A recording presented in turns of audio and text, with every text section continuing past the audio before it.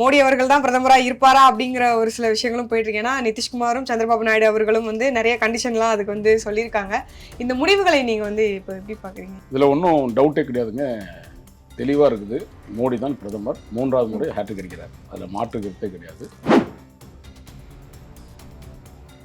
BJP வந்ததுக்கு பிறகு, அகிலேஷ் யாதவ் வந்ததுக்கு பிறகு கூட இஸ்லாமியர்களுடைய பாதுகாப்பு இல்லாம நிறைய கலவரங்கள் ஏற்பட்டுச்சு. அவருக்கு வயசு வேற 73 கிட்ட ஆக போகுது. 75க்கு மேல வந்து பாஜக இதுபடி பதவியில இருக்க முடியாது அப்படிங்கிற மாதிரியான விஷயங்கள்லாம் சொல்றாங்க. கலைஞர் அவர்கள் ஆட்சியில் இருக்கும்போது என்ன வயசுன்னு தெரியும். இளைஞர் அணியுடைய பதவி என்னன்றது உங்களுக்கு தெரியும். 35 வயது தான் அதிகபட்சமா, 40 வயது வச்சுக்கோங்க. மோடி அவர்களை பொறுத்தவரையும் ஒடுக்கப்பட்ட சமுதாயத்தை எப்படி வந்து அம்பேத்கர் அவர்கள் இந்திய அரசியல் சட்டத்தை கொண்டு வந்தாரோ அதை பின்பற்றிய ஒரே தலைவன் வந்து மோடி அவர்கள் தான். அவருக்கு இன்னொரு தாக்கமும் இருக்கு. ஒரு ஒடுக்கப்பட்ட சமுதாயத்திலிருந்து ஒருத்தர் ஐஏஎஸோ ஐபிஎஸோ மாறிடுறாங்க. அப்புறம் வந்ததுக்கு பிறகு அந்த சமுதாயத்தில் அவர் குடும்பத்திலேருந்தே இன்னொருத்தனை ஐஏஎஸ் ஐபிஎஸாக கொண்டு வாங்கன்னு நினைக்கிறாங்க. ஏன் பக்கத்தில் இன்னொருத்தருக்கு அந்த சமுதாயத்தில் ஏன் வாய்ப்பு தர மாட்டேங்கிறாங்க? இதெல்லாம் மோடிக்கு ஒரு ஆதங்கம் இருக்கு.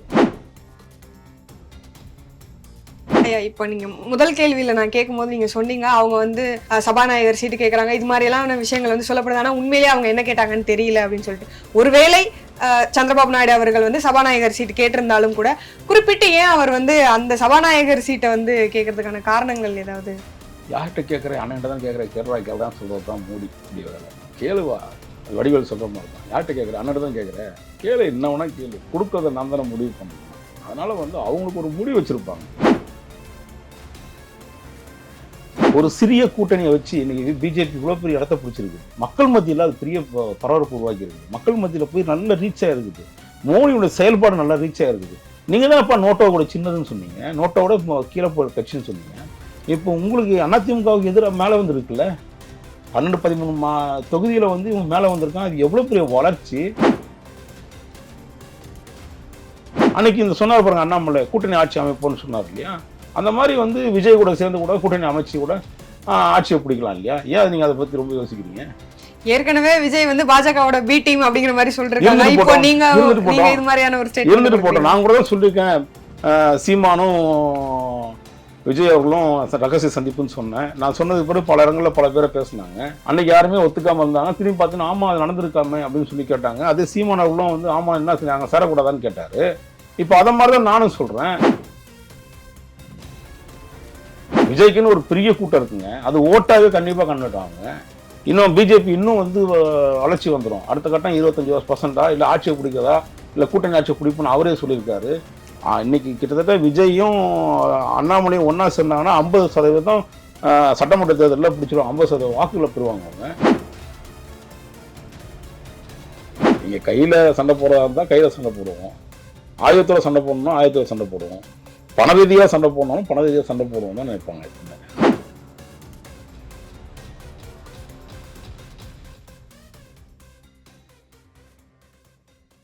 வணக்கம். வணக்கம்.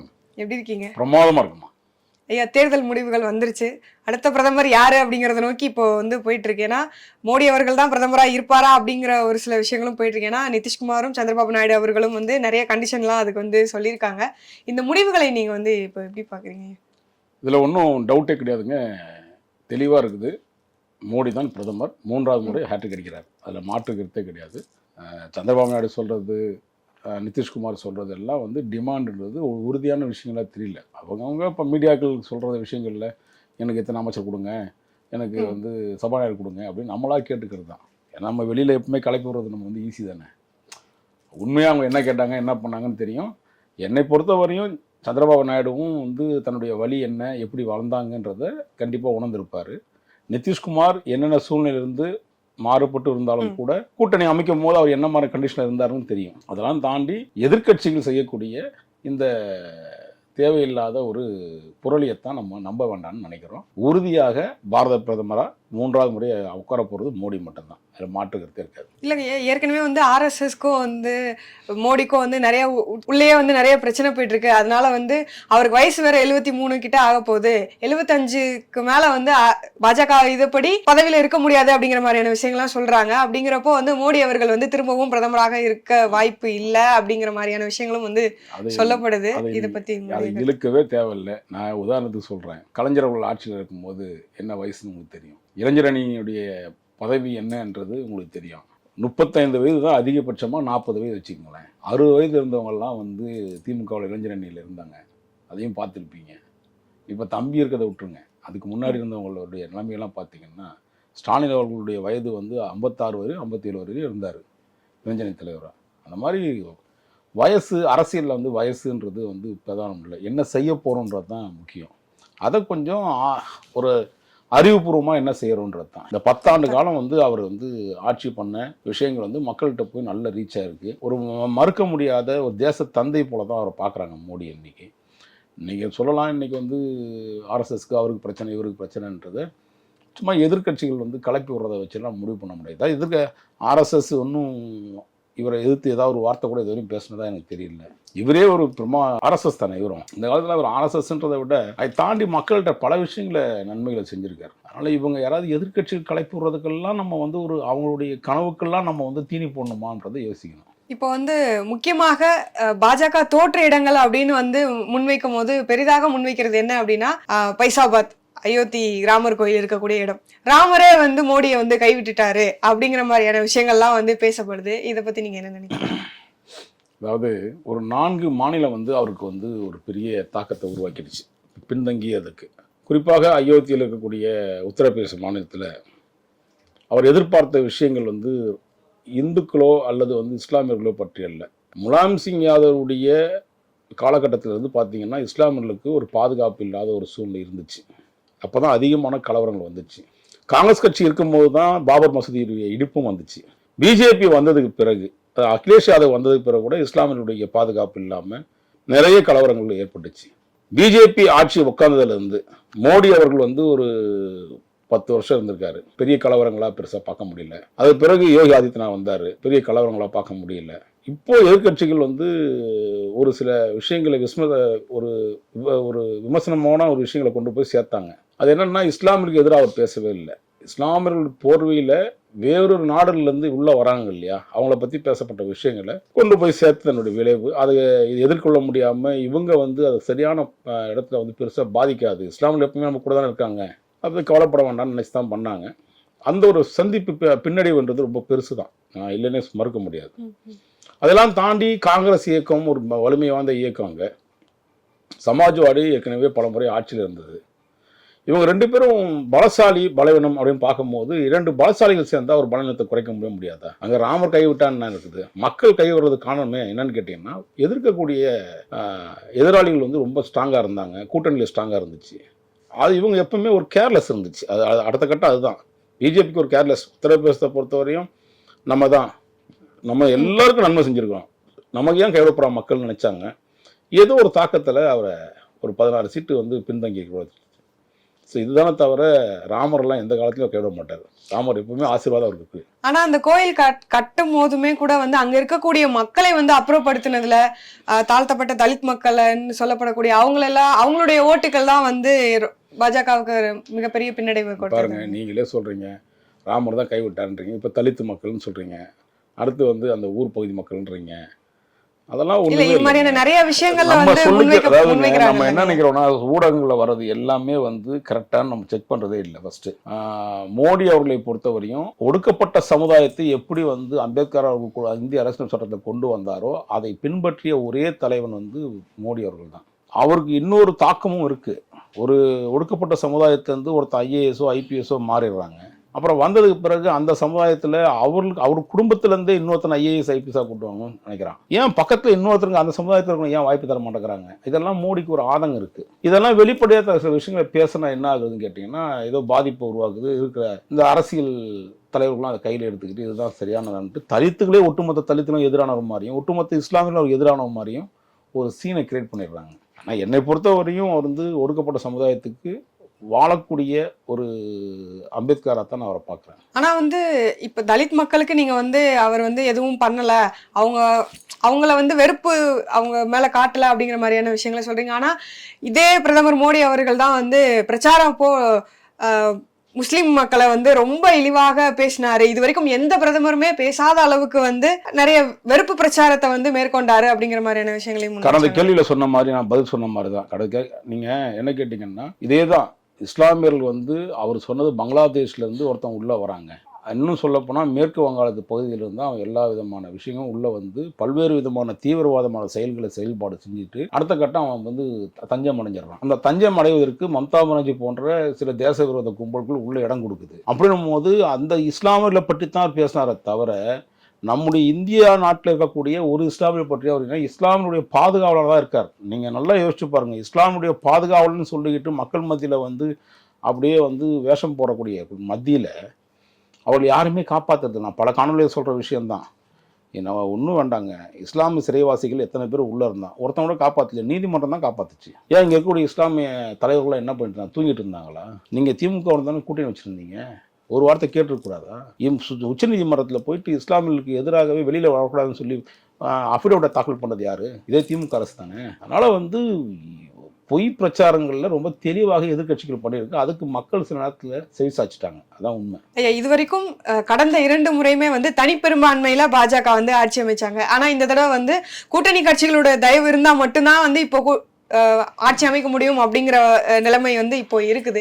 இதை நீங்க எப்படி பாக்குறீங்க? ஏன்னா தனிப்பெரும்பான்மை அப்படின்னு இருந்த இடத்துல இருந்து கூட்டணி ஆட்சிக்கு வந்திருக்கிறது அப்படிங்கிறது மக்கள் மத்தியில அப்போ வந்து பாஜகவுக்கு அதிருப்தி ஏற்படுத்தி இருக்கு அப்படின்னு நீங்க நினைக்கிறீங்களா? அதாவது இப்பவும் நான் சொல்றேன், தனிப்பெரும்பான்மையோட தான் இருக்காரு. நீங்க வந்து எதை வச்சு அதுதான் சொல்ல வரேன். மொத்தமே 172 சீட்டு தான் கூட்டணி கட்சியோட சேர்ந்து. அதுல 12 சீட்டு வந்து ஐக்கிய ஜனதா தளமும், 16 சீட்டு வந்து சந்திரபாபு நாயுடு. இவர் 2 பேரும் சொல்லிட்டீங்கன்னா எத்தனை பேர் இருக்காங்க? மொத்தம் எத்தனை பேர் வெளியே போனா எத்தனை பேர் இருப்பாங்க? ஒரு 20-30 பேர் கிட்ட. 26 பேர், 28 பேர் போவாங்கன்னு வச்சுக்கோங்க. 16 ஒரு 12, ஓகேங்களா? 28 பேர். என்னை பொறுத்தவரையும் பாஜக வந்து நரேந்திர மோடி அவர்கள் தனிப்பெரும்பான்மையோட தான் ஆட்சி அமைக்கிறார். நீங்கள் வேணால் பாருங்கள், அது கூட்டணி ஆட்சின்னு நீங்கள் சொல்லிட்டாலும் கூட இவங்க வந்து நீங்கள் சொல்கிற மாதிரி கூட்டணி ஆட்சியில் சந்திரபாபு நாயுடுவும் வந்து நிதிஷ்குமாரும் வந்து இடர்பாடு கொடுக்குறாங்க, நெருக்கடிகளை வந்து நிறைய சந்திக்கிறாரு அப்படின்ற மாதிரி நீங்கள் சொன்னாலும் கூட என்னை பொறுத்தவரையும் ஐக்கிய ஜனதா தளத்தை பொறுத்தவரையும் 12 சீட்டு, சந்திரபாபு நாயுடு பொறுத்தவரை ஒரு 16 சீட்டு, 18 சீட் நினைக்கிறேன். 16 சீட். 17ல நின்னாங்க, 16ல ஜெயிச்சாங்க. இந்த 2 பேருமே வெளியில சப்போஸ் நீங்க சொல்ற மாதிரி வெளியில 16னா 28 சீட்டு வெளியே போனா எவ்வளவு வரும்னா 262 சீட்டு வரும். 262 சீட்டு வரும். 262 நமக்கு தேவையானது எவ்வளவு? 272 சீட்டு இருந்தால் பெரும்பான்மையான ஆட்சி அமைக்க முடியும். 264 சீட்டு வந்து இவங்க கையில் இருக்கு, மோடிக்கிட்டே இருக்கு. 8 சீட்டு குறையுது. 16-17 எம்பியை வந்து சுயேட்சையில் ஜெயிச்சிருக்கான். அதில் கிட்டத்தட்ட 10-12 எம்பி வந்து இப்போது பிஜேபியில் ஜாயின் பண்ண போகிறான். ஜாயின் பண்ணால் இவங்களுக்கு தேவையான 8 சீட்டுக்கு எக்ஸ்ட்ராவே இருக்குது உங்களுக்கு சீட்டு. அதையெல்லாம் தாண்டி இவர்கள் வெளியில் போய் டிமாண்ட் பண்ணுறாங்கன்னு வச்சுப்போம். சந்திரபாபு நாயுடு டிமாண்ட் பண்ணுறாருன்னு வச்சுப்போம். அங்கே ஒய்எஸ்ஆர் இருக்கார் இல்லையா, அவங்ககிட்ட ஒரு 4 எம்பி சீட் இருக்கா. இன்னும் நம்ம சொல்லக்கூடிய சுயேட்சைகள் இருக்குது, இன்னும் சின்ன சின்ன இயக்கங்கள்லாம் இருக்குது. இவங்கெல்லாம் வந்தாங்கன்னா அதெல்லாம் மோடி வந்து நீங்கள் எதிர்பார்க்குற ஆள், அந்த மாதிரியான ஒரு சூழ்நிலையெல்லாம் யோசிக்கிற ஆள்லாம் கிடையாது. அவர் வேற ஒரு ஆள். அவருடைய திட்டங்கள் வேறு, அவங்களுடைய செயல்பாடுகள் வேறு. அதனால் வந்து எதை பற்றியும் அவர் தயங்கவே மாட்டார். வந்தால் வரவை வச்சுப்பார், இல்லைனா செலவில் வச்சுட்டு போயிட்டே இருப்பார். தவிர இருக்கிற இயக்கத்தை வச்சு தனிப்பெரும்பான்மையோட சொன்னேன். இன்னொரு 8 சீட்டு கிடச்சா போதும். 8 சீட்டு தான் உங்களுக்கு 17 பேர் இருக்கானே பிஜேபியில் ஜாயின் பண்ணுறதுக்கு ரெடியா எம்பி. அந்த பெரும்பான்மை போதாதா நமக்கு? வேறு யாரும் அசைக்க முடியாது இல்லை? சரி, ஏன் அதெல்லாம் தாண்டி விடுங்க. இவங்கெல்லாம் வந்து நேற்று காங்கிரஸ்க்கு ஒரு இந்தியா கூட்டணி, இந்தி கூட்டணி அப்படின்னு போட்டு சந்திரபாபு நாயுடு வருவாரா, ஆசாபாத்தை காட்டினாங்கல்ல, நிதிஷ்குமார் வருவாரா அப்படின்ட்டு. அப்படியெல்லாம் வந்து முதல்ல அவங்கள காப்பாற்றிக்க பாருங்க. அந்த கட்சியிலேருந்து எத்தனை பேர் வரப்போறான்னு தெரியாது இல்லை. இப்போ உங்களுக்கு உங்கள் கூட்டணியிலேருந்து எத்தனை பேர் வெளியில் வரப்போகிறான், என்ன மாதிரி சூழ்நிலை? ஏன்னா மோடிக்கும் அமித்ஷாக்கும் இதெல்லாம் வந்து பயங்கரமான ஆளுங்க இந்த விஷயத்தில். அடுத்த இடத்துல வந்து எப்படி அடித்து ஒக்கடணும் அப்படின்னு நமக்கு தெரியும். அதனால் அவங்க வந்து இன்னும் பக்கத்து வீட்டை எட்டி பார்க்குறத விட அவங்க வீட்டில் இருக்கிறத காப்பாற்றிக்கிறதுக்காக முயற்சி எடுத்துட்டோம். அதுதான் என்னோட பதில். இப்போ நீங்கள் பேசும்போது சொன்னீங்க ஒய்எஸ்ஆர் காங்கிரஸ் 4 சீட்டு வச்சுருக்காங்க. ஒருவேளை ஒய்எஸ்ஆர் காங்கிரஸ் வந்து பாஜகவோட வருவாங்களா கூட்டணிக்கு? ஏன் வரமாட்டாங்கம்மா? அவங்களுக்கும் பிரச்சனை இருக்குது, சந்திரபாபு நாயுடுக்கும் பிரச்சனை இருக்குது. பாருங்க, இப்போ அரசியல் எப்படின்னு கேட்டிங்கன்னா சூழ்ச்சி தான் அரசியல். எப்போ எதிராளிகள் வந்து என்ன ஆயத்தை எடுக்கிறானோ அதை வச்சு தான் நான் என்ன எடுக்கணுன்றதை முடிவு பண்ண முடியும். நீங்கள் கையில் சண்டை போடுறதா இருந்தால் கையில் சண்டை போடுவோம், ஆயுதத்தோட சண்டை போடணும் ஆயுதத்தோட சண்டை போடுவோம், பண ரீதியாக சண்டை போடணும் பண ரீதியாக சண்டை போடுவோம் தான் நினைப்பாங்க எப்பவுமே. அந்த ஆயுதம் என்னவா இருக்கணுன்றது எதிராளி முடிவு பண்ணிட்டான்னா என்னை பொறுத்தவரை மோடியும் அமித்ஷாவும் அதை எதிர்கொள்ள தயாராக இருப்பாங்க. ஐயா, இப்போ நீங்க முதல் கேள்வியில நான் கேட்கும்போது நீங்க சொன்னீங்க அவங்க வந்து சபாநாயகர் சீட்டு கேட்கறாங்க, இது மாதிரி எல்லாம் விஷயங்கள் வந்து சொல்லப்படுது, ஆனா உண்மையிலேயே அவங்க என்ன கேட்டாங்கன்னு தெரியல அப்படின்னு சொல்லிட்டு. ஒருவேளை சந்திரபாபு நாயுடு அவர்கள் வந்து சபாநாயகர் சீட்டு கேட்டிருந்தாலும் கூட குறிப்பிட்டு ஏன் அவர் வந்து அந்த சபாநாயகர் சீட்டை வந்து கேட்கறதுக்கான காரணங்கள் ஏதாவது? யார்கிட்ட கேட்குறேன், அண்ணன்ட்ட தான் கேட்குறேன், கேள்றான்னு சொல்கிறது தான் மோடி உடைய வேலை. கேளுவா, வடிவேல் சொல்கிற மாதிரி தான். யார்கிட்ட கேட்குறேன், அண்ணன்ட்ட தான் கேட்குறேன், கேளு, என்ன வேணா கேளு, கொடுக்கறத நான் தானே முடிவு பண்ணணும். அதனால் வந்து அவங்களுக்கு ஒரு முடிவு வச்சுருப்பாங்க. நீங்கள் நினைக்கிற மாதிரியான விஷயங்கள்லாம் கேட்டவொன்னே தூக்கி கொடுக்குறது பார்த்தீங்கன்னா என்ன மிட்டாயாது பதவி, அரசு, அது மக்களுக்கு சேவை செய்ய வேண்டிய பதவி. நீங்கள் கேட்பீங்க எல்லா விஷயம், அதையெல்லாம் மோடி வந்து இந்த மாதிரியான இடங்கள்லாம் தாண்டி கடந்து வந்து ஒரு மாநிலத்துடைய 2 முறை முதலமைச்சராக இருந்த ஒரு மனிதன் பிரதமராக வந்து 2 முறை வந்துட்டு 3ஆவது முறை உட்கார போகிறாரு. அவ்வளோ சாணக்கியத்தனம் தெரியாமையாக வந்து உட்காந்துட்டு இருப்பார். கேள் ராஜா கேளு, செய்ய வேண்டியதை செய்வார் அவர் மோடி. ஏன்னா சபாநாயகர் பதவி மட்டும் இல்லாம உள்துறை அமைச்சர் பதவி, இது மாதிரியான விஷயங்கள் எல்லாம் கூட வந்து கேட்டிருக்காங்க. பிரைம் மினிஸ்டர் பதவி கூட கேட்பாங்க நம்மளுங்க, தப்பு கிடையாது. அதாவது வந்து சும்மா அடிச்சு விடுறதான், ஆனா உண்மையா நிஜமான்னு தெரியாது. இன்னை வரையும் மக்கள் மத்தியில வந்து அது வெளிப்படையா சொல்லலை யார்ட்டுமே. ஏன்னா இந்த அரசியல்வாதிகளே கொள்கையில வந்து பெருசா, அது நான் பல காலங்களில் சொல்றது தான், அரசியல்வாதிகள் கொள்கையே கிடையாது. இப்போ இந்த சம்பவத்துல வந்து எனக்கு உள்துறை கொடுன்னு கேட்டாலும் சரி, சபாநாயகர் கொடுத்தாலும் சரி, எது கேட்டாலும் சரி கொடுக்குறேன்னு தான் சொல்லுவார். நம்மால் என்ன கொடுப்பாருன்றது, இடி கொடுப்பாரா இல்லை வந்து சிபிஐ கொடுப்பாரான்னு தெரியாது. ஏற்கனவே பல வழக்கில் மாட்டிருக்கா சந்திரபாபு நாயுடு. ஸோ அதெல்லாம் தெரியும் அவருக்கு, அந்த அரசியல் சாணக்கியத்தனை அவருக்கு தெரியும். சந்திரபாபு நாயுடு அந்த தவறுகளை செய்ய மாட்டான்றதும் எனக்கு தெரியும். ஏன்னா வயசு கிட்டத்தட்ட முதிர்ச்சி, 74 வயசு மேலே ஆயிடுச்சு. இப்போ ஜெயில வேற பார்த்துட்டு வந்துட்டாரு. சொகுசு வாழ்க்கை வாழ்ந்தவர். மோடி அசந்தாலும் அடிப்பாரு, அசராமலையும் அடிப்பாரு. ஐயா, அதற்காக சீட்டு கேட்டா வந்து இடியோ இல்ல ஐடியோ வரும்.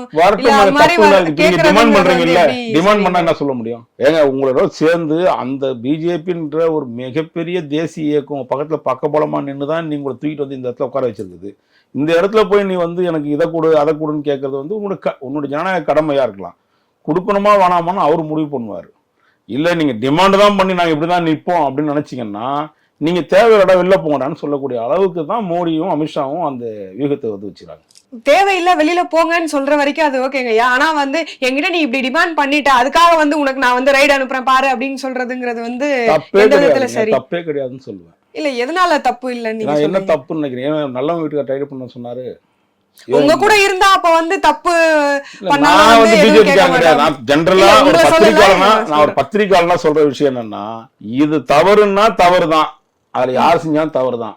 என் கூட வந்து அவர் உட்காந்துட்டாரு தூய்மையானவர் நான் சொல்ல விரும்ப மாட்டேன். ஆனா அரசியல் அப்படி இல்லை. அரசியல் என்பது சாணக்கியத்தனம்னு பேர்றான். சாணக்கியத்தனன்ற பேர்ல தான் பல விஷயங்களை செய்யறான். அது சட்டவிரோதமா இருந்தாலும் சரி, சட்டத்துக்கு உட்பட்டு இருந்தாலும் சரி, அதுக்கு பேர் சாணக்கியத்தனம்னு உருவாக்கி வச்சிருக்கான் நம்மால். அதனால நீங்க எதிர்பார்க்குற விஷயத்த நீங்க வந்து அன்போடு கேட்டீங்கன்னா மோடிக்கிட்ட அரவணைச்சு கொடுப்பாரு.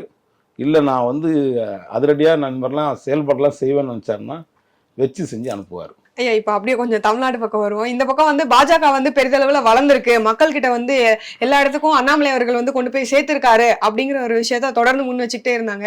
ஆனா பாஜக கூட்டணியில இருக்கக்கூடிய கட்சிகள் கூட ஒரு இடங்கள்ல ஜெயிக்கலையே. இதை நீங்க எப்படி பாக்குறீங்க? பிஜேபி ஜெயிக்கிறதா தோக்குறதான்னு முக்கியம் இல்லை, எத்தனை பர்சன்டேஜ். நீங்க என்ன சொல்லியிருக்கீங்க ஆரம்பத்துல, எதிர்கட்சி ஒரு நோட்டாவுக்கு கூட தகுதி இல்லாத ஒரு இயக்கம்னு சொன்னீங்கல்ல, போன வாட்டி எலெக்ஷன்ல கூட சொன்னீங்கல்ல, சட்டமன்ற தேர்தலில். இன்னைக்கு வந்து அதிமுக என்கின்ற ஒரு மிகப்பெரிய ஒரு இயக்கத்தை தலைமையேற்று நடத்திய பிறகு, நம்ம எடப்பாடி பழனிசாமி தலைமையேற்று நடத்திய பிறகு அந்த அதிமுக என்ற இயக்கம் அடியோடு அழிஞ்சு போயிட்டே இருக்குதுன்னு நான் பல காணொலியில் உங்களுக்கு சொல்லிட்டு இருக்கேன். அதை தாண்டி வந்து ஒருத்தன் 3வது இடத்தை பிடிக்கிறாப்புல பிஜேபியிலேருந்து கிட்டத்தட்ட 11-12 வந்து அவங்க 2வது இடத்துக்கு தள்ளப்படுறது. அதிமுக 3வது இடத்துக்கு 4வது இடத்துக்கு தள்ளப்பட்டிருக்குது. அப்போ அந்த பிஜேபியோட வளர்ச்சியை கண்டு நம்ம சந்தோஷம் தான் படணுமே தவிர வருத்தப்படுறதுக்கு என்ன வேலை இருக்குது?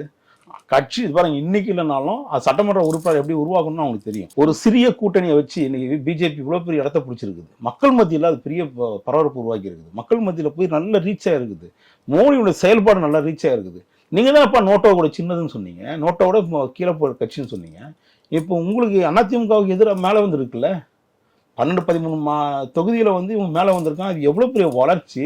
வெற்றி பெற்று தான் மக்களுக்கு சேவை செய்யணுமா என்ன? அரசியலுக்கு வந்தாவே அரசியல் என்பது என்ன? சேவை செய்யறதுக்காக மக்களுக்கு அரசியல் சேவை செய்யணும். அந்த சேவை இன்னொரு 2 வருஷம் பொறுத்து சேவை போறாங்க. ஆனால் சட்டமன்றத்தில் வந்து தேர்தலை சந்திக்க போறாங்க. அன்னைக்கு இந்த சொன்னார் பாருங்க அண்ணாமலை, கூட்டணி ஆட்சி அமைப்போம்னு சொன்னார் இல்லையா? அந்த மாதிரி வந்து விஜய் கூட சேர்ந்து கூட கூட்டணி அமைச்சு கூட ஆட்சியை பிடிக்கலாம் இல்லையா? ஏன் நீங்க அதை பத்தி ரொம்ப யோசிக்கிறீங்க? ஏற்கனவே விஜய் வந்து பாஜகவோட பி டீம் அப்படிங்கிற மாதிரி சொல்றாங்க. இப்போ நீங்க இது மாதிரியான ஒரு ஸ்டேட்மென்ட் இருந்துட்டு போட்டோம். நான் கூட தான் சொல்லியிருக்கேன், சீமானும் விஜய் அவர்களும் ரகசிய சந்திப்புன்னு சொன்னேன். நான் சொன்னதுக்கு பிறகு பல இடங்களில் பல பேரை பேசினாங்க. அன்னைக்கு யாருமே ஒத்துக்காம இருந்தாங்க. திரும்பி பார்த்தீங்கன்னா ஆமா அது நடந்திருக்காமே அப்படின்னு சொல்லி கேட்டாங்க. அதே சீமான் அவர்களும் வந்து ஆமா என்ன நாங்கள் சேரக்கூடாதான்னு கேட்டாரு. இப்போ அதை மாதிரி தான் நானும் சொல்றேன். விஜய் வந்து ஒரு புது இயக்கத்தை கொண்டு வராரு, புது ரத்தங்களை பாய்ச்சறாரு. இன்னைக்கு பிஜேபி தான் யாருன்றதை ப்ரூவ் பண்ணி காமிச்சிட்டாங்க மற்ற கட்சிகளுக்கு முன்னாடி. இன்னைக்கு தமிழ்நாட்டு 2வது பிரதான எதிர்கட்சியா வந்து செயல்பட்டு இருக்கு. அப்படி செயல்படுறதுக்கு வந்து புதுசா வந்திருக்க சகோதரர் தமிழக முன்னேற்ற கழக தமிழக வெற்றி கழகத்தினுடைய தலைவர் விஜய் அவர்கள் வந்தாருன்னா, இணைஞ்சு பண்ணாருன்னா அந்த இயக்கம் வந்து ஆட்சி பிடிக்கும்ல. அதுக்கப்புறம் யாரு முதல்வன்றதை முடிவு பண்ணிக்கிட்டோம். ஆனா அவர் வந்து இதுக்கு ஒத்துக்குவாங்களாங்க? ஏன்னா அவங்களுடைய இன்னும் வந்து அவங்களுடைய கட்சியே வந்து அவங்க இன்னும் கட்டமைக்கல, என்ன கொள்கை அது மாதிரியான எந்த விஷயங்களுமே வந்து இன்னும் வெளியில வைக்கல. அப்படிங்கிற நடிகர் விஜயை பொறுத்தவரையும் ரசிகர் மன்றத்தை கட்டமைச்சிட்டார் இல்லையா? அதுக்கு குக்குராம் வரைக்கும் அமைச்சிருக்காரு. அது அப்படியே தான் எம்ஜிஆர் மாதிரி தான். எம்ஜிஆரும் இதே மாதிரி தான் பண்ணாங்க. புரட்சி கலைஞர் விஜயகாந்த் அவர்களும் அதான் பண்ணாங்க. இந்த கட்டமைப்பை கிராமப்புற பகுதியில் வளர்த்துட்டாங்க. இதை அப்படியே தொண்டனா ஆக்குறதுக்கு முயற்சி பண்ணுவாங்க. அதை தாண்டி கட்சிக்கு அப்பாற்பட்டு அரசியலுக்கு அப்பாற்பட்டு இளையோர், அதாவது நம்ம வந்து கல்லூரி மாணவிகள்லாம் வந்து நிறைய பேர் வந்து உறுப்பினராக இல்லைன்னா கூட வெளியிலிருந்து நிறைய பேர் விஜயை ஆதரிக்கிறாங்க. இவங்க எல்லாமே ஒன்றா சேரும்போது பிஜேபிக்கு ஒரு கிட்டத்தட்ட இப்போ தனிப்பட்ட முறையில் ஒரு 11% ஓட்டு இருக்குது. கூட்டணி சேர்ந்தா வந்து அது வெற்றி கூட்டணியாக மாறும்ல? ஏன் வாய்ப்பு இல்லை?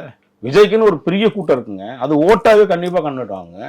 இன்னும் பிஜேபி இன்னும் வந்து வளர்ச்சி வந்துடும். அடுத்த கட்டம் 25% இல்லை ஆட்சியை பிடிக்கிறதா இல்லை கூட்டணி ஆட்சியை பிடிப்புன்னு அவரே சொல்லியிருக்காரு. இன்னைக்கு கிட்டத்தட்ட விஜயும் அண்ணாமலையும் ஒன்றா சேர்ந்தாங்கன்னா 50% சட்டமன்ற தேர்தலில் பிடிச்சிடும். 50% வாக்குகளை பெறுவாங்க. அவங்க தான் ஆட்சி அமைப்பாங்க. நீங்க சொல்ற விஜய்க்கு இருக்கக்கூடிய பெரிய ரசிகர் கூட்டத்துல வந்து பெரும்பாலும் பாத்தீங்க அப்படின்னா இந்த 18 வயசுக்கு உள்ள, அதாவது ஓட்டு போடுற மக்கள்ல இருந்து கம்மியா வயசு இருக்கக்கூடியவங்க தான் கொஞ்சம் அதிகமா, சின்ன குழந்தைங்கள்ல இருந்து நிறைய பிள்ளைங்க வந்து இருக்காங்க. அப்படிங்கிறப்போ அது எப்படி ஓட்டா மாறும்? ரசிகர்களா இருந்தா எல்லாருமே வந்து வாக்காளர்களா மாறிடுவாங்க. 18 வயசுக்கு வந்ததுக்கு அப்புறம் நீங்க வாக்காளராக மாறி தான் ஆகணும். நீங்க ரஜினிக்கு வந்து எப்படி வந்து 70 வயசு வரையும் அரசியலுக்கு வருவார் நம்பி நம்ம ஏமாந்தோமோ அந்த மாதிரி வந்து வராமையே போயிட்டாரு. புரியுதுங்களா? அன்னைக்கு 70 வயசு, அதாவது அவர் சாதாரணமாக 18 வயசாக இருந்த தொண்டன் தான் 70 வயசு வரையும் அவர் கூடவே நின்னான். அந்த மாதிரி வந்து ரஜினி அரசியல் வந்து வராமல் போய் ஏமாந்தது மட்டும் இல்லாமல் விஜய் இன்னைக்கு வந்து விரும்பி நிற்கிற 10 வருஷமா இருக்கிற அந்த 18 வயசு பசங்க தான் இன்னைக்கு கிட்டத்தட்ட 52 வயசாவோ 40 வயசாவோ இருப்பான். அவன் வாக்களிச்சாவே. அதை தாண்டி வந்து விஜயை விரும்பக்கூடிய ரசிகரா மட்டுமல்ல, விஜயை வந்தா நல்லா இருக்கும்னு நினைக்கக்கூடிய மக்கள் இருக்காங்கல்ல, கண்டிப்பா அதை ஏற்றுப்பான். அப்படின்னு பார்க்கும்போது விஜய் வந்து ஏற்கனவே ஒரு கட்டமைப்பு அமைச்சு வச்சிருக்கிறாரு. அதுக்கப்புறம் வந்து ஓட்டை கன்வெர்ட் பண்ணுறதுக்கான தன்னுடைய கொள்கை கோட்பாடுகள் எல்லாத்தையும் சொல்லி மக்கள்கிட்ட எங்க கொள்கையை சொல்லி கோட்பாடை சொல்லலாம் ஓட்டு போடுறதுக்குலாம் இன்றைக்கி இன்னும் அந்த மாதிரிலாம் வரலைங்க. எவனுமே கேர்லெஸ்ஸாக சொல்கிறது, ஈஸியாக சொல்கிறது. அதில் என்னன்னு கேட்டிங்கன்னா, எவன் இந்த கட்சி ஆரம்பிக்கிறான் ஒவ்வொருத்தரும் கட்சி ஆரம்பிக்கும் கொள்கைன்னு ஒரு புக்கை போடுறான். அந்த கொள்கையை பின்பற்றாங்க. எவனாது ஒரு பயம் பின்பற்றுறது இல்லை. யாராவது ஒருத்தனை சொல்லுங்க, நாங்கள் எங்கள் கொள்கையை கோட்பாடணும் இல்லையா அப்படின்னு ஒருத்தனை சொல்லுங்க. ஐயோ, பொதுப்படையா எல்லா கட்சிகளையும் சொல்றீங்களா இல்ல குறிப்பிட்டு யாரையாவது? எல்லாரையும் தான் நான் சொல்றேன். இன்னைக்கு நேற்றுக்கு ஆரம்பிச்சவன் 15 வருஷத்துக்கு முன்னாடி கட்சி ஆரம்பிச்சவன், முந்தாந்த கட்சி ஆரம்பிச்சவன் முதற்கொண்டு சொல்றேன். கொள்கைன்னு ஒரு புக் அடிச்சுப்பான். அது புத்தகமா தான் இருக்கும். ஒரு கொள்கையும் கிடையாது, கோட்பாடும் கிடையாது, எந்த அரசியல்வாதியும் இருக்கும். அப்படி இருக்குது, நாங்க தான் இப்படி இருக்குதுன்னு சொல்லுங்க. அவன் யாருன்றதை நான் முகத்திரை கிழிச்சு காமிக்கிறேன். அப்ப யாருமே வந்து இப்ப வருஷமா இருக்கிறவங்களா இருந்தாலும் சரி, இப்ப புதுசா வந்தவங்களா இருந்தாலும் எவனுக்கு கொள்கை கிடையாது, கோட்பாடு கிடையாதுங்க. சும்மா வாயில பேசிட்டு இருக்காங்க எல்லாருமே. வாயில வந்து மைக் அடிச்சுனா போதும், மைக்ல வந்து என்ன வேணா பேசலாம். காது கிடையாது, வாய் பேசாதுன்றதுனாலதான் மைக் அப்படியே கேட்டுனே இருக்குது இவங்க பேசுறதெல்லாம். இதுதான் உண்மை யதார்த்தமும் கூட. ஐயா, நீங்க மைக்குன்னு குறிப்பிட்டு பேசுறது யாருன்னு வந்து தெளிவுபடுத்துறீங்க ஐயா. அப்புறம் அதுக்கு வந்து ஒரு சில ரசிகர் கூட்டங்கள் வந்து மைக்கு என்னங்க, மைக்கு நீங்க பேசினா கொடுக்கும், நான் பேசினாலும் கேட்குங்க. அது யாருக்கு புரியுதோ புரிஞ்சா போதுங்க. இப்போ நீங்க சொன்னீங்க எதிர்காலத்துல அப்போ பாஜகவும் தாவேகாவும் வந்து அப்போ கூட்டணி அமையறதுக்கான வாய்ப்புகள் நிச்சயமா இருக்கு. வாய்ப்பு இருக்கு, நிறைய வாய்ப்புகள் இருக்கு. என்ன தப்பு இருக்குதுன்னு கேக்குறேன். எந்த விதமான சுத்தமா 10 வருஷம் எந்த ஊழல் இல்லாம நடத்துற பிஜேபி இப்போ தமிழ்நாட்டில் பொறுப்பேற்ற அண்ணாமலை அவர்கள் பொறுப்பேற்று 3 வருஷம் எந்த விதமான தவறான செயல்பாடு இல்லாமல் வழி நடத்திட்டு போகக்கூடிய பிஜேபி, அண்ணாமலை தலைமையான பிஜேபி, இதை எல்லாமே விஜய் அவர்கள் ரசிச்சு தான் இருக்காரு, பார்த்துட்டு தான் இருக்காரு. நிச்சயம் வந்து அதுக்கான வாய்ப்புகளை ஏற்படுத்தும். ஐயா இப்போ வரைக்கும் அப்ப எந்த ஊழலுமே பிஜேபில இருந்து நடக்கல. ஏதாவது ஒரு ஊழல் சொல்லுங்க பார்க்கலாம், ஒரே ஒரு ஊழல் சொல்லுங்க, ஏதாவது ஒண்ணு இல்ல. சொல்லுங்க. இப்ப நீங்க சொல்லும் போதுமே என்ன சொல்றீங்கன்னா பிஜேபில இது வரைக்கும் எந்த ஊழலும் இல்ல, அண்ணாமலை வந்ததுக்கு அப்புறமாகவும் இந்த தேர்தலே வந்து நாங்க வந்து காசு கொடுக்க மாட்டோம், காசு கொடுக்காம தான் ஓட்டு இது பண்ணுவோம், நாங்க 4 கோடி பிடிச்சது வந்து பிஜேபில இருந்து தான் நினைக்கிறேன். அதெல்லாம் ஒண்ணும் இல்ல, தப்பே கிடையாது. 4 கோடி பிஜேபி தான் பிடிச்சாங்கன்னு சொல்றீங்க இல்லையா? சம்மன் கொடுங்க, சர்வ் பண்ணுங்க, யார்கிட்ட இருந்து வரம் பாருங்க. இப்போ இந்த இவரு கேசவ நாயகம் போயிட்டு இருக்காரு, சிபிசிடி ஆஃபீஸ் போயிட்டு இருக்காரு. 4 கோடி ரூபாய் நீங்க பார்த்தா தெரியுமா? நான் சொல்றேன், முரசொலி பத்திரிகையில வச்சு தமிழ்நாடு முழுக்க கொண்டு போனாங்க திமுக கவர்மெண்ட். என்ன பண்ணீங்க? இதே திராவிட மாடல் அரசு எலெக்ஷனுக்கு மக்களுக்கு பணம் தரணும்னு சொல்லி பத்திரிகை அவசரம்னு ஒரு போர்டு வச்சிருக்கோம். எல்லா வண்டியிலும் பார்த்துருக்கீங்க இல்லையா? நைட்ல போற பேப்பர்ல, ஈவினிங் நைட்டு பேப்பர்ல எல்லா வண்டியிலும் பணம் போச்சு. இல்லைன்னு மறுக்க சொல்லுங்க. என்ன ஆளுங்கட்சி யாரும் மடக்க மாட்டாங்க, பேச மாட்டாங்க. சில நேரத்தில் எலெக்ஷன் கமிஷன் அவங்களுக்கே ஃபேவராக கூட இருந்திருக்கலாம், அதனால இருந்திருக்குமே தவிர 4 கோடி ரூபா எதாருங்க. நான் என்ன சொல்றேன், காசு கொடுத்து யாராக இருந்தாலும் ஒரு நாள் கணக்கு வழக்கு வச்சிருப்போம். 4 கோடி ரூபா இருக்கும், யார்கிட்ட இருக்கும்? ஒரு கணக்கு வழக்கு வச்சிருப்பான்ல, விசாரிக்கிறீங்கல்ல, விசாரணை முதல்ல கொண்டு வாங்க. 4 கோடி ரூபா என்ன இருக்குன்னு சொல்லுங்க. ஏற்கனவே அதான் சொல்லிட்டாங்களே, இவர் தான் வந்து கேட்டதுக்கு வந்து என்னோட பணமே இல்ல அப்படின்னாரு. ஆனா பார்த்தா ஈக்யூ அவர் தான் போட்டு கொடுத்துருக்காரு. ஈக்யூ போட்டதுன்னா சொல்லணும்மா, அதாவது நம்ம ஊர்ல நிறைய விஷயம் இருக்குமா. இவர் திருச்சி சிவா இருக்காருல்ல, திருச்சி சிவா ஒரு காலத்தில் வந்து யார் என்ன கேட்டாலும் எழுதி ஒரு லெட்டர் எழுதி கொடுத்துருவார். ஈக்குன்றது வந்து சாதாரணமாக இப்போ யார் வேணா போல. ஒரு பத்திரிகையாளர் போட ஈக்கு கொடுக்குறாங்க தெரியுமா உங்களுக்கு? ஒரு பத்திரிகையாளர் பத்திரிகை ஆஃபீஸ்லேருந்து ஒரு லெட்டர் பேடில் எடுத்து போய் ஈக்யூ ஆஃபீஸு நீங்கள் சென்ட்ரல் எடுத்து கொடுத்தாலும் உடனடியாக அதை ஈக்யூ ரிலீஸ் பண்ணுறது. பத்திரிகைக்கு அவசர வேலைக்காக போகிறேன்னு சொன்னால் ஈக்யூ ரிலீஸ் பண்ணலாம். நிறைய பேருக்கு தெரியாது. அதெல்லாம் தாண்டி எம்எல்ஏ எம்பி கொடுத்தா மட்டும்தான் கிடையாது, ஒவ்வொருத்துக்கும் ஒரு வழிமுறை வச்சுருக்கான். பொதுமக்கள் அவசர உதவியில் பொதுமக்களுக்கும் அந்த ஈக்யூ இருக்குது.